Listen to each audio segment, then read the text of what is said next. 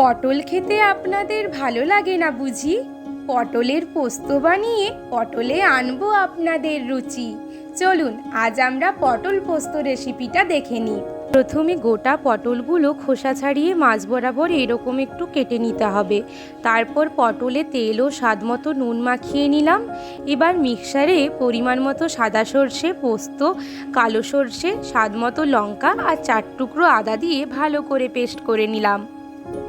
এরপর gas on করে কড়াইয়ে তেল দিয়ে দিলাম। তেল একটু গরম হলেই পটলগুলো তেলে দিয়ে উল্টে পাল্টে লাল করে ভেজে তুলে নিলাম। এবার ওই তেলেই কালো জিরে ও শুকনো লঙ্কা ফোড়ন দিয়ে 1 চামচ হলুদ গুঁড়ো, আগে থেকে পেস্ট করে রাখা সর্ষে পোস্ত দিয়ে দেবেন। একটু নাড়াচাড়া করে স্বাদ মতো নুন ও চিনি দিয়ে কষতে থাকুন। যখন মশলা থেকে তেল ছাড়বে তখন ভেজে রাখা পটলগুলো দিয়ে একটু ঢাকা দিয়ে দিলাম। ঢাকা খুলে একটু জল দিয়ে ফোটাতে থাকুন।